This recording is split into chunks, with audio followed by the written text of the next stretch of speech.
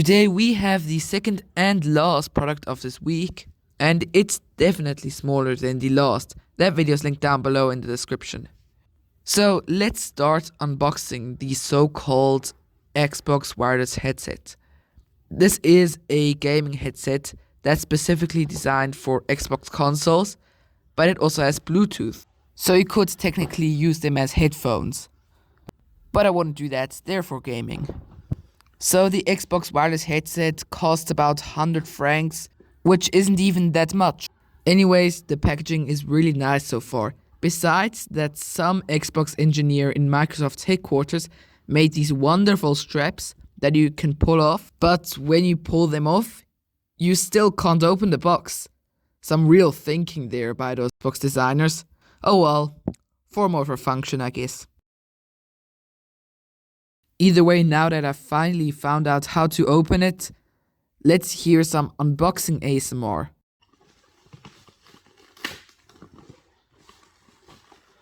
That wasn't bad, but the last product, the Sonos Beam Gen 2, definitely was a bit more satisfying to listen to. The first thing I've noticed on these headphones out of the box is that the cushioning for the ear cups is meaty. They're really soft and fat, which I like. But unfortunately, they're out of leather or fake leather, which means that my ears will sweat in these. Do ears even sweat? The rest of the packaging is standard affair. You get your user manuals, your quick start guide, and a USB-A to USB-C cable. Or the other way around. By the way, if you like these types of videos, a sub would be appreciated. You can use the cable to, what a surprise, charge your headset. Now, out of the box, I think this design is really nice. And my first impression was it's huge. And it really is big.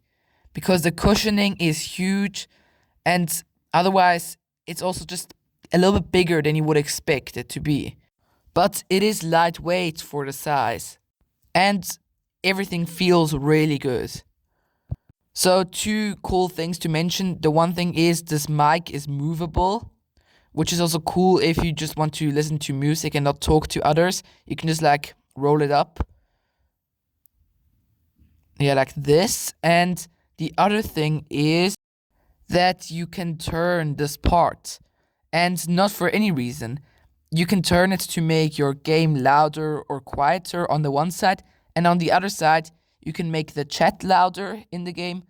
Or the game itself louder if you don't want to listen to the chat. Let's quickly talk about the sound at the end. The sound is good for a $100 headset, but it is not amazing. So I would say it's about as good as a $150 headset, which means it's not amazing, but it is really good for the price.